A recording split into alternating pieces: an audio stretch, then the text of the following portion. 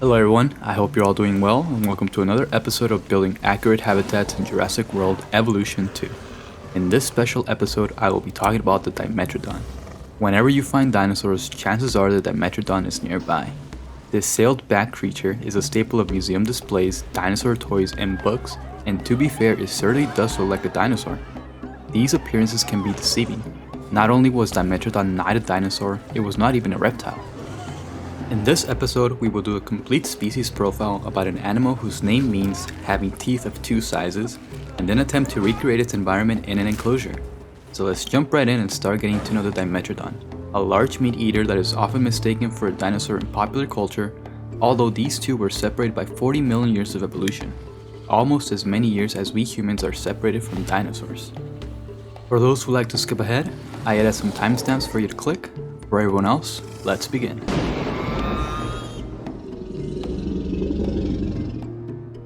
Even though Dimetrodon is often associated with dinosaurs, it evolved long before the first dinosaurs did. The heyday of this apex predator was about 280 to 265 million years ago, during the middle of the Permian period, thus preceding the earliest dinosaurs by 40 million years or more. There are currently 15 named species of Dimetrodon, and the vast majority of them have been discovered in North America. However, one species, Dimetrodon, hails from Western Europe, which was connected to North America during the time of Dimetrodon. About a third of Dimetrodon species had their names designated by the famous dinosaur hunter Edward Drinker Cope, which may help to explain why Dimetrodon is so often identified as a dinosaur rather than a synapsid, even by people who should know better.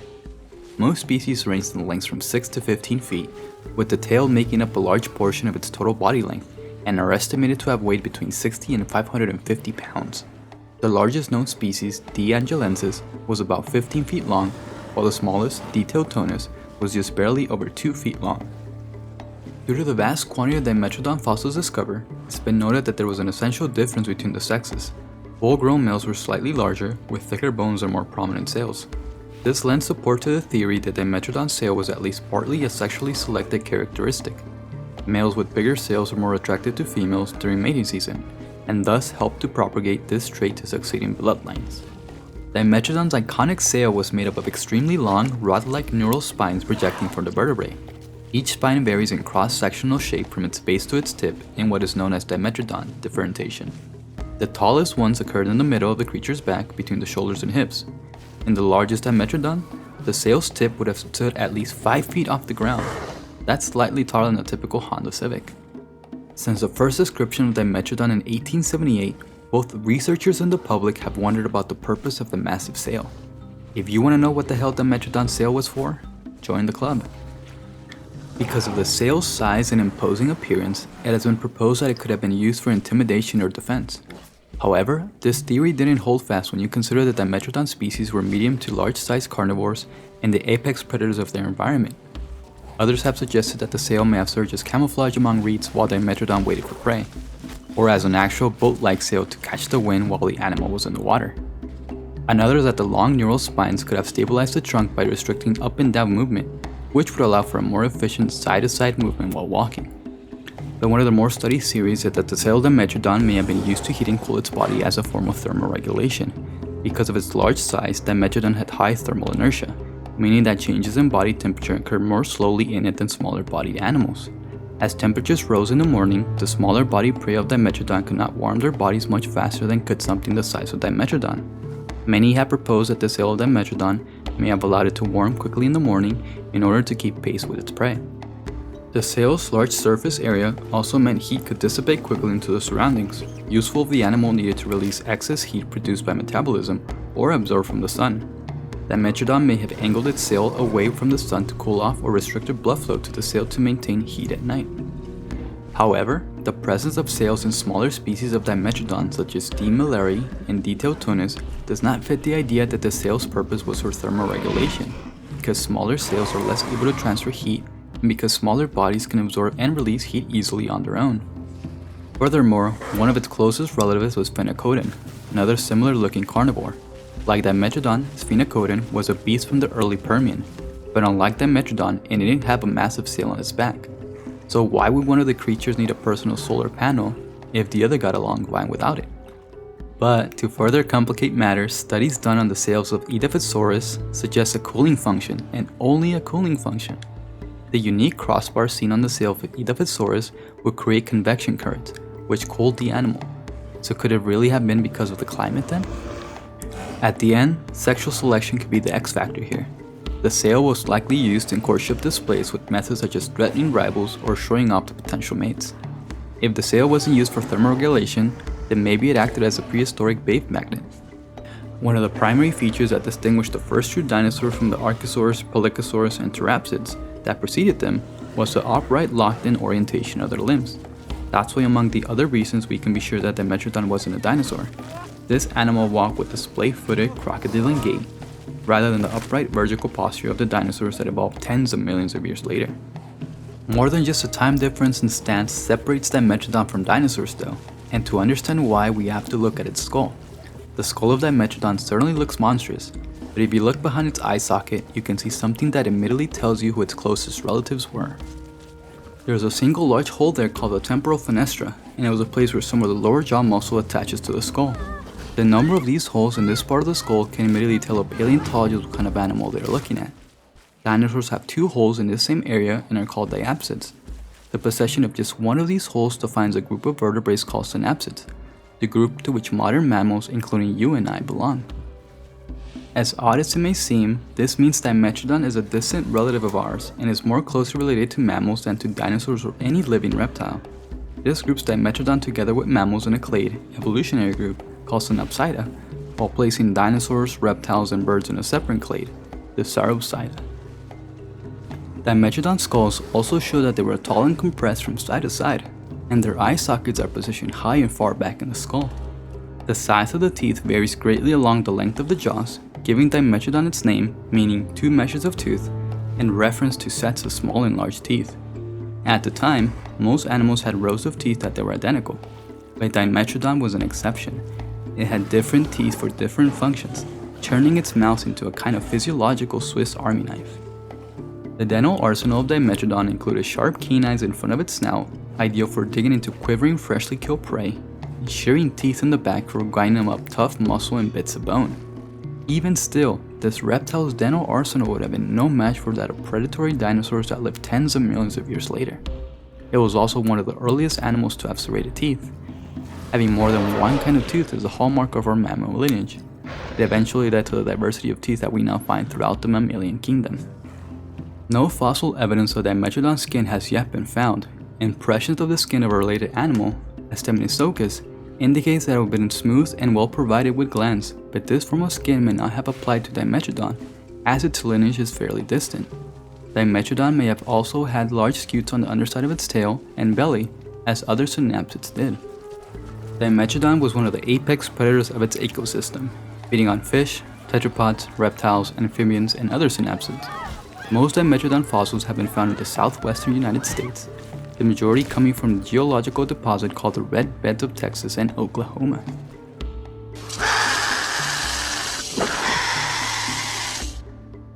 Dimetrodon was first discovered in 1845 in the British colony of Prince Edward Island by an inhabitant named Donald MacLeod. He came across part of the upper jawbone of Dimetrodon in 1845, which he then went off to sell to a Canadian geologist named John Williams Johnson. In 1854, American geologist Joseph Leidy attributed the upper jawbone to that of Magnatus borealis, a large carnivore related to Thecodontosaurus, although it was later reclassified as a species of Dimetrodon in 2015. Most fossils attributed to Dimetrodon were first studied by American paleontologist Edward Drinker Cope in the 1870s. To those who don't know much about him, Cope managed to establish himself as a great paleontologist. He published more than 1,300 papers and 600 species to Science, but he was not without controversy, having contributed to the infamous Bone Wars. The Bone Wars were a huge academic scuffle between the paleontologists Edward Drinker Cope and Othniel Marsh. The two just absolutely hated each other and wanted to discover more dinosaurs than the other basically. In order to do that, they just completely abandoned science and went off the walls and things like describing the same species as multiple species, destroying the other's fossils, blowing up dig sites, and more. By doing this, they made paleontology look like a huge joke. And to this day, we are still picking up their mess, unscrambling the many fake species and knowing that many precious fossils were destroyed. fossils that for all we know could have been huge discoveries. But going back to Dimetrodon, Cope obtained these fossil specimens from paleontologist Charles Sternberg with the rest of his crew while exploring the red beds in Texas. He then sent these specimens to the American Museum of Natural History and began his research. Finally, in 1878, Cope published an article in the scientific journal Proceedings of the American Philosophical Society about this new species, which he named Dimetrodon. However, technically speaking, an article published just a year before by Cope himself is of Dimetrodon after having been reclassified in 1940. Cope was the first to describe a sail-back synapsid with the naming of C. natalis in his 1878 paper, although he called the sail the fin and compared it to the crest of the modern basilic lizard. Sails were not preserved in the specimens of D. incisivus and D. gigas that Cope described in his 1878 paper, but elongated spines were present in the D. rectiformis specimen he described. Cope tried giving the huge sail on the back of Dimetrodon a purpose in 1886, writing, "The utility is difficult to imagine. Unless the animal had aquatic habits and swam on its back, the crest or fin must have been in the way of active movements. The limbs are not long enough, nor the claws acute enough to demonstrate arboreal habits, as in the existing genus Basilicus, where similar crests exist." Beginning in the 1900s, American paleontologist E.C. Case studied and described new Dimetrodon species that had been collected by Cope but were not thoroughly examined. In 1920, paleontologist Alfred Romer went back to study some Dimetrodon specimens and was able to discover new several species. Then, in 1940, Romer co-authored a study with Lewis Ivor Price called Review of the Pelycosaura. Price, coincidentally, is also one of the first Brazilian paleontologists, and together with Romer, they were able to reassess the many species of Dimetrodon named by previous paleontologists, and most of these species names considered valid by Romer and Price are still in use today. In the decades following Romer and Price's monograph, many Dimetrodon specimens were described from localities outside Texas and Oklahoma. Before these discoveries, a theory existed that a mid-continental seaway separated what is now Texas and Oklahoma from more western lands during the earlier Permian period, isolating Dimetrodon to a small region of North America. While this seaway probably did exist, the discovery of fossils outside Texas and Oklahoma showed that its extent was limited and that it is not an effective barrier to the distribution of Dimetrodon.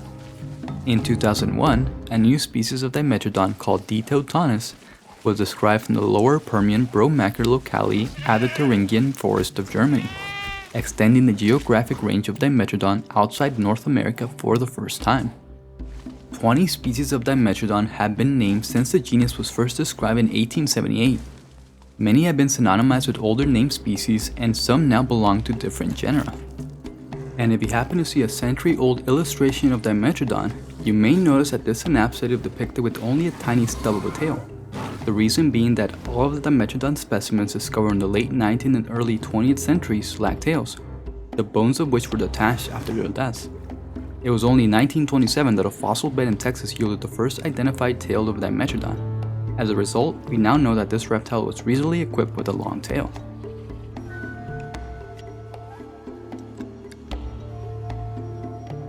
Now that you have some knowledge on Dimetrodon, let's talk about the environment which it lived in to give us a better idea of how to replicate its natural habitat.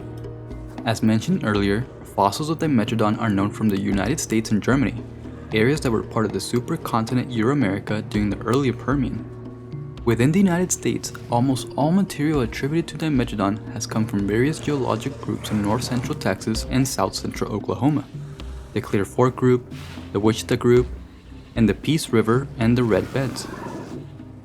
Most fossil finds are part of lowland ecosystem which, during the Permian, would have been vast wetlands. The Permian period was a chilly time, with temperatures ranging between 48 and 66 degrees Fahrenheit. In particular, Texas was an area of great diversity of fossil tetrapods, or four-limbed vertebrates that included some of the first large land-living herbivores like Edaphosaurus and Diadectes. The exact lifestyle of Dimetrodon, amphibious or terrestrial, has long been controversial, but bone microanatomy supports a terrestrial lifestyle, which implies they would have fed mostly on land, on the banks, or in very shallow water. Evidence also exists for Dimetrodon preying on dormant Diplocaulus during times of drought, with 3 partially eaten juvenile Diplocaulus and a burrow of 8 bearing teeth marks from a Dimetrodon that unearthed and killed them. Dimetrodon was probably one of the apex predators of its ecosystem, feeding on fish, tetrapods, including reptiles and amphibians. Insects are also known from the earlier Permian redbeds, and were probably involved to some degree in the same food web as Dimetrodon, feeding small reptiles like Captorhinus. Dimetrodon shared this habitat with the 6-foot-long, 200-pound Eriops, and the much smaller but much more bizarre-looking Diplocalus, whose head caused to mount a huge Permian boomerang. Others like Archaria, Antimerorachus, the Reptiliomorph Seymoura, the reptile Captorhinus, and the synaptids Ophiocodon and Edaphosaurus also lived alongside Dimetrodon. It was only during the ensuing Mesozoic era that amphibians and mammals and other types of reptiles were consigned to the sidelines by their giant dinosaur descendants.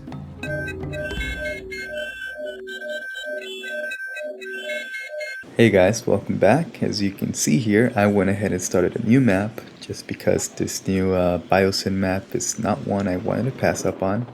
And the foliage in this map is something that I really like, and I'll explain to you further. But as you can see here, we have our Carnotaurs from our last video and the Ceratosaurus. What are they? Are they hiding?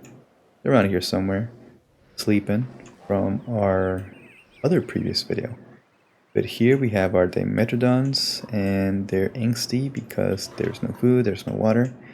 And I think I have the sandbox options not set the right way just yet.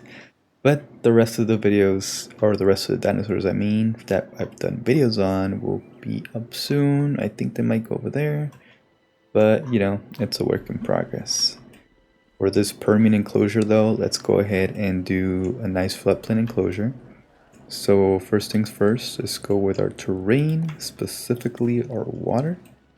So let's go ahead and use these viewing areas as our 3 points of contact.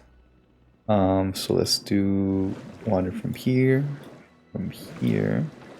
and finally to here. Additionally, is there a way I can connect these two? Oh, there it is. Oh, Dimetrodon, please. Don't let me down. Alright, let's leave it like that. Well, I'm glad it's connect. I don't know why. Maybe if I do it smaller? Nope. Alright, we'll leave it like that though. Let's make this bigger. And you know, as I've said in other videos, I don't like the way some of the curves end up looking like. I do like, you know, moving around here, stuff here and there. Gives a more natural look. But once you're satisfied, as I am here now, we can move on to the rest of the terrain, which is going to be rock and some sand. Let's put some rock on this side right here. Won't be that noticeable. And let's also put rock right where your water is. Gives it a bit more depth to it. So let's do that. And let's move on to our sand. On some embankments, we'll go ahead and use it. I think just a little bit right here.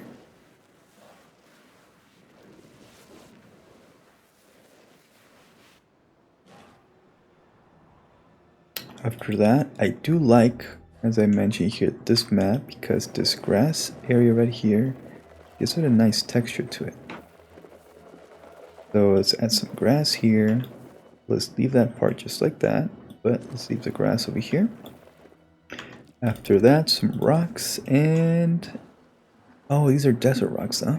Let's go ahead and use taiga or temperate. Up to you. I do like temperate. So let's do a bunch here. As I mentioned before, I just like to group them, but at the end of the day, it's your enclosure, so go ahead and do as you like. I think that's about good enough. And after that, let's go ahead and go with our feeders. Let's add a carnivore feeder right here where people can look. One here. And we'll try to separate these dinosaurs. So another here. And another one here. And let's get a resupply going. After that, let's go ahead and move on to our foliage. And like I mentioned, it's pretty much free reign. Permian period, the only thing you don't want are flowering plants, and that's probably the seed plants. They're not quite flowers, so you can get away with using it. So in this enclosure, you can go ahead and use any sort of one you want. The only one you can't or you shouldn't use is the Temskia, since that was, came out in the Cretaceous period, very, very much later than the Permian period, so try not to use that one. But let's go ahead and use our forest. Let's use this forest as the background. As I mentioned, I did decide to switch to this map, especially for this Dimetrodon enclosure, because these trees, I do like the way they look. It gives it a very old look to the forest. It looks like it's thousands of years old, so I really do like this forest, so let's use it to our advantage. Use a lot of it, not too much, because, these little Dimetrodons are small. Don't want to lose them, After that, let's get away and use some Cycat, as I mentioned, not too much. You don't want to lose these Dimetrodons to the foliage. End up being like the Dilophosaurus from Jurassic Park 1. And then put some ginkgos here and there, make sure that there's some ginkgos representing. Not too much. That's actually not here. Sorry about that motorcycle there. And lastly, our calamites. So let's actually use these right here if we can get away with it. Let's actually use them all throughout this part. Kind of wanted a bit more open area. Let's actually do this little open area. And let's actually add some right here. That's perfect. We'll add one more of these pines. Come on. There we go. There we go. Perfect. Perfect. Let's actually add them where the rocks are. And as you can see, there's starting a bunch up over there. So let's add another feeder right here where I want them. So that should split them up. There's another one over here. So they should start coming over here. But I think, guys, that's it. I mean, we got our foliage. The only other one you could use, as grassland shrubs, if you wanted a little bit more foliage. It is a Permian period, so it's pretty much just grass and foliage pretty much everywhere. Oh, I just got rid of a palm tree there. Yeah, it's fine. So just add as much foliage as you can. It is a Permian period. It's pretty much all wetlands, floodplains, so it's just scattered throughout. Just don't add too many, because, the Metrodons are small. Don't want to lose them, okay? You're already losing a lot of them to the water. You see their sails sticking out. And as the gates are here, you can see I add some dirt here. So let's add a little bit of dirt for the path that, the Jeeps will be taking. There's not much changing that I can see. Let's put some sand, a bit more changing. And it makes it seem like it's, going to and forth from the feeders and checking out the dinos. We'll add a little bit of sand here. Dinos will also be kicking up around the feeder, so let's add some sand around there. And let's actually add, these Dimetrodons are really slow, but let's add a goat here and there, alright? Stack these in the back. I don't like seeing these metal things sticking out. I want to make it look as natural as possible. So there you have it, guys. Let me know what you guys think. This is how it looks. Yep, bit more foliage, as I mentioned. You could add, because it's the Permian period, but as I said, you don't want to lose these guys, because they're tiny. But there you have it, guys. Let me know what you guys think. And I hope you liked it.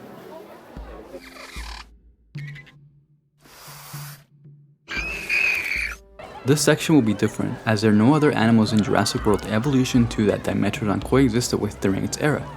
Rather unusually, Dimetrodon is one of the more chill carnivores in the game, alongside Compies, Coelophysis, and Trodon. In a rather recent Reddit thread, it has been revealed that Dimetrodon is one of the few carnivores that coexist alongside other herbivores.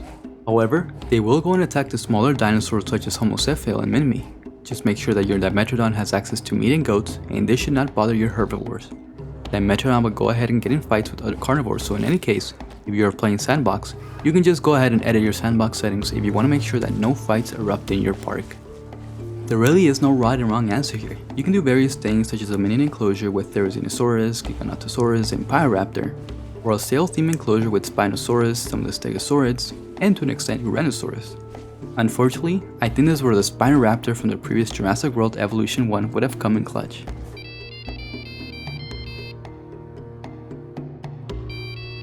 While not being a dinosaur, Dimetrodon has had a very small role in the Jurassic Park franchise until very recently, when it made it on the big screen in Jurassic World's Dominion. In the comics, Dimetrodon appears briefly in Jurassic Park Redemption 2, and is supposed to be part of a whole new set of species that would make the new Jurassic Park. In this comic, the Dimetrodon is seen eating hay, to which some people see that as a sign that it is instead an Edaphosaurus. But it could also suggest that it was eating hay out of starvation. Dimetrodon also appears on the alternate cover of Jurassic Park Redemption 3, but the scene depicted in the cover never happens in the comic series. While Dimetrodon itself doesn't appear in Jurassic World Fallen Kingdom, the taxidermy of it can be seen during the scenes that take place in Benjamin Lockwood's museum. Not shown in the film is that after the Lockwood Manor incident, Dimetrodon was one of the few prehistoric species documented by the Department of Prehistoric Wildlife as having been cloned. Early reports from the DPW indicate that this species preferred underground spaces. But thanks to the animatronics created by John Nolan Studios, Dimetrodon finally made it to the big screen in Jurassic World Dominion. Spoilers ahead, several Dimetrodons attacked Macy, Dr. Grant, and Dr. Sattler in the amber mines of Biosyn, but the trio managed to escape the clutches of the pack of Dimetrodons. It is possible that they are continuing to live in the wild or living in the abandoned amber mines after the abandonment of the sanctuary, which is now an international sanctuary. Dimetrodon also appeared in BBC's Walking with Monsters, depicted as an apex predator though being shown in an arid environment, where in reality it lived in a more lush and tropical environment. A Dimetrodon also made a cameo appearance in The Land Before Time. It was based on its outdated lizard-like appearance and also sported a forked tongue repeatedly sticking out. The Dimetrodon, or two measures of teeth, was one of the apex synapsids of the Permian period ever discovered and is a beautiful but deadly addition to your Jurassic Park. What should the next video be on? After making Dimetrodon due to popular demand, I decided we'd switch it up a little. As you can tell, I've been going in alphabetical order, so the next dinosaur in line is Chasmosaurus, but I've had requests for Dilophosaurus, Giganotosaurus, and some other ones. Comment below and let me know which dinosaur you would like to be featured next. Thank you all for watching, I hope you enjoyed this video, don't forget to like and subscribe for more. See you in the next one.